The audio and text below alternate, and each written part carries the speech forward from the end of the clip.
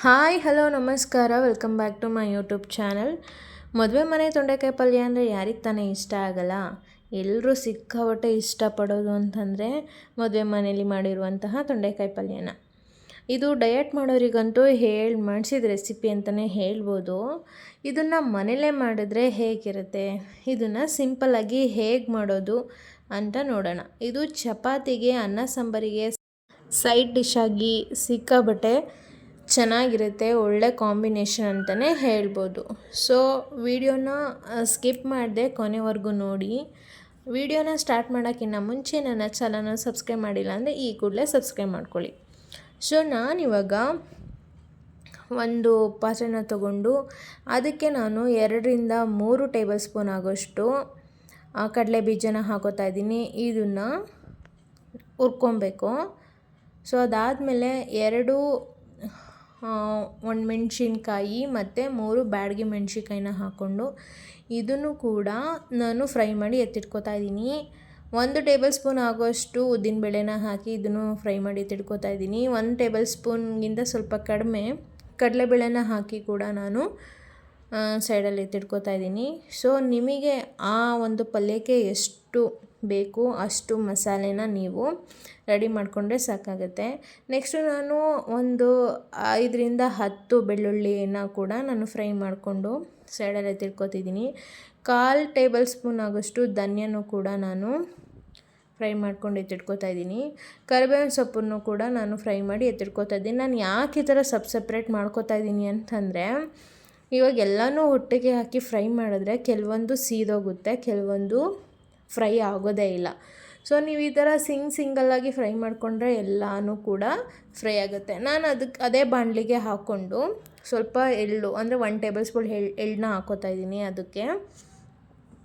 So ನಾನು ಏನೇನು fry ಮಾಡಿ ಇಟ್ಕೊಂಡಿದ್ದೆ ಅದನ್ನೆಲ್ಲ ನಾನು ಸೇರಿಸಿ 1-2 ಟೇಬಲ್ ಸ್ಪೂನ್ ಆಗೋಷ್ಟು ಕಾಯಿನ ಸೇರಿಸ್ತಾ ಇದ್ದೀನಿ. ಹಸಿ ಕಾಯಿನ ಸೇರಿಸ್ತಾ ಇದ್ದೀನಿ. ನೀವು ಬೇಕಾದ್ರೆ ಕೊಬ್ಬರಿನೂ ಕೂಡ ನೀವು ಆ್ಯಡ್ ಮಾಡ್ಕೋಬೋದು.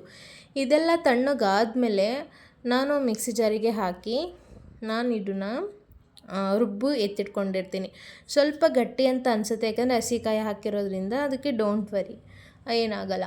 ಸೊ ನಾನಿಲ್ಲಿ 1/4 kg ಆಗೋಷ್ಟು ತೊಂಡೆಕಾಯಿನ ತೊಗೊಂಡು ಕಟ್ ಮಾಡಿ ಸೈಡಲ್ಲಿ ಎತ್ತಿಟ್ಕೊಂಡಿದ್ದೀನಿ, ನೀಟಾಗಿ ವಾಶ್ ಮಾಡಿ. ಸೊ ಇನ್ನೊಂದು ಪಾತ್ರೆಗೆ ಸ್ವಲ್ಪ ಆಯಿಲ್ನ ಹಾಕ್ತಾಯಿದ್ದೀನಿ.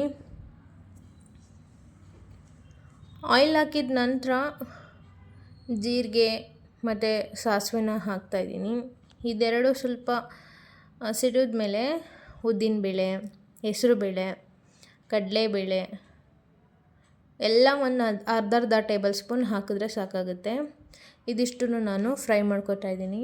ಲೋ ಫ್ಲೇಮಲ್ಲೇ ಇಟ್ಕೊಂಡು 3 ಫ್ರೈ ಮಾಡ್ಕೊತಾ ಇದ್ದೀನಿ. ನಾನು ಈ ಟೈಮಲ್ಲಿ ಈರುಳ್ಳಿ ಹಾಕೋದನ್ನ ಮರ್ತೋಗ್ಬಿಟ್ಟಿದ್ದೆ. ನೀವು ಈ ಟೈಮಲ್ಲೇ ಈರುಳ್ಳಿ ಹಾಕ್ಕೊಳ್ಳಿ. 1 ಒಣಮೆಣ್ಸಿನ್ಕಾಯಿನ ಕಟ್ ಮಾಡಿ ಸೇರಿಸ್ಕೊತಾ ಇದ್ದೀನಿ. ನಾನು ಮರೆತುಬಿಟ್ಟು ಪಲ್ಯದ ಮಧ್ಯದಲ್ಲಿ ನಾನು ಈರುಳ್ಳಿನ ಆ್ಯಡ್ ಮಾಡಿಕೊಂಡೆ. ನೀವು ಹಂಗೆ ಮಾಡೋಕ್ಕೆ ಹೋಗ್ಬೇಡಿ, ಇವಾಗಲೇ ಈರುಳ್ಳಿನ ಹಾಕ್ಕೊಳ್ಳಿ. ಸೊ ನಾನು ಸ್ವಲ್ಪ ಕರಿಬೇವಿನ ಸೊಪ್ಪನ್ನ ಹಾಕ್ಕೋತಾ ಇದ್ದೀನಿ. ಇದಿಷ್ಟನ್ನು ನೀಟಾಗಿ ಫ್ರೈ ಮಾಡ್ಕೊಳ್ಳೋಣ. ಇದಿಷ್ಟು ನೀಟಾಗಿ ಫ್ರೈ ಆದಮೇಲೆ ನಾನು ಇದಕ್ಕೆ ತೊಂಡೆಕಾಯಿನ ಹಾಕ್ತಾಯಿದ್ದೀನಿ. ತೊಂಡೆಕಾಯಿನ ಹಾಕಿ ನೀಟಾಗಿ ಒಂದು ಸ್ವಲ್ಪನೂ ನೀರು ಹಾಕಬಾರ್ದು. ತೊಂಡೆಕಾಯಲ್ಲೇ ನೀರು ಅಂಶ ಇರೋದ್ರಿಂದ ಅದೇ ನೀರು ಬಿಟ್ಕೊಳ್ಳುತ್ತೆ. ಸೊ ನೀರು ಹಾಕೋ ಅವಶ್ಯಕತೆ ಏನಿಲ್ಲ. ನೀವು ಪ್ಲೇಟ್ನ ಮುಚ್ಚಳ ಮುಚ್ಚಿ ಬೇಯಿಸಿದ್ರೆ ಬೇಗ ತೊಂಡೆಕಾಯಿ ಬೇಯುತ್ತೆ. ಸೊ ನಾನು ಅವಾಗ ಮರ್ತ್ಕೊಂಡಿದ್ನಲ್ಲ ಈರುಳ್ಳಿನ, ನಾನು ಇವಾಗ ಹಾಕ್ತಾಯಿದ್ದೀನಿ. ಇವಾಗ ಹಾಕಿದ್ರೂ ಏನೂ ಪ್ರಾಬ್ಲಮ್ ಇಲ್ಲ, ಸೇಮ್ ಟೇಸ್ಟೇ ಇರುತ್ತೆ. ಸೊ ನಾನು ಅವಾಗ ತಾನೇ ತೊಂಡೆಕಾಯಿ ಹಾಕಿರೋದ್ರಿಂದ ಅವಾಗಲೇ ನಾನು ಈರುಳ್ಳಿ ಹಾಕೋತಾ ಇದ್ದೀನಿ.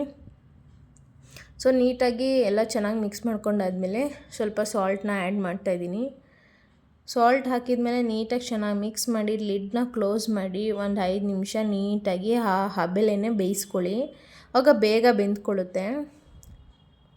ಸೊ ನೀವೇ ನೋಡ್ತಾ ಇರ್ಬೋದು, ಆಲ್ಮೋಸ್ಟ್ ಒಂದು 50% ಒಂದು ಮುಚ್ಚಳ ಮುಚ್ಚಿದಾಗ್ಲೇ ಫ್ರೈ ಬೆಂದ್ಕೊಂಡಿತ್ತು. ಮತ್ತು ಅದೇ ಥರ ಒಂದು 5 ನಿಮಿಷ ನೀವು ಲಿಡ್ನ ಕ್ಲೋಸ್ ಮಾಡಿ ಬೇಯಿಸ್ಕೊಂಡ್ರೆ ನೀಟಾಗಿ ಬೆಂದಿರುತ್ತೆ. ಬೆಂದಾದಮೇಲೆ ನಾವೇನು ರುಬ್ಬಿಟ್ಕೊಂಡಿದ್ವಲ್ಲ ಮಸಾಲೆ, ಅದನ್ನು ಹಾಕಿ ನೀಟಾಗಿ ನಾನು ಮಿಕ್ಸ್ ಮಾಡಿದ್ದೀನಿ. ಕೊನೆಯಲ್ಲಿ ಕೊತ್ತಂಬರಿ ಸೊಪ್ಪನ್ನ ಆ್ಯಡ್ ಮಾಡಿದ್ರೆ ಮದುವೆ ಮನೆ ತೊಂಡೆಕಾಯಿ ಪಲ್ಯ ರೆಡಿ ಆಗುತ್ತೆ. ಸೊ ತೊಂಡೆಕಾಯಿ ಬೇಯೋಕ್ಕಿಂತ ಮುಂಚೆ ಮಸಾಲೆ ಹಾಕಿಬಿಡಿ. ತೊಂಡೆಕಾಯಿ ಚೆನ್ನಾಗಿ ಬೆಂದ ಮೇಲೇ ನೀವು ಮಸಾಲೆ ಆ್ಯಡ್ ಮಾಡಿ. ಸೊ ನೀವೇ ನೋಡಿದ್ರಲ್ವ ಎಷ್ಟು ಸಿಂಪಲ್ಲು, ಎಷ್ಟು ಬೇಗನೆ ಮಾಡ್ಕೋಬೋದು. ತೊಂಡೆಕಾಯಿ ಪಲ್ಯ ತಿನ್ನಬೇಕು ಅಂದರೆ ಮದುವೆ ಮನೆಗೆ ಹೋಗಬೇಕು ಅಂತ ಅವಶ್ಯಕತೆ ಏನಿಲ್ಲ. ಮನೇಲೇ ಅದೇ ಟೇಸ್ಟ್ ಕೊಡೋ ಥರ ನಾವು ಮನೇಲೇ ಮಾಡಿಕೊಂಡು ತಿನ್ಬೋದು. ಮನೆಯವ್ರು ಎಲ್ರಿಗೂ ಕೂಡ ಮಾಡಿ ತಿನ್ನಿಸ್ಬೋದು. ನೀವು ಒಂದು ಸಲ ಮನೇಲಿ ಟ್ರೈ ಮಾಡಿ ಹೇಗಿತ್ತು ಅಂತ ಕಮೆಂಟ್ ಸೆಕ್ಷನಲ್ಲಿ ಕಮೆಂಟ್ ಮಾಡಿ. Thank you so much.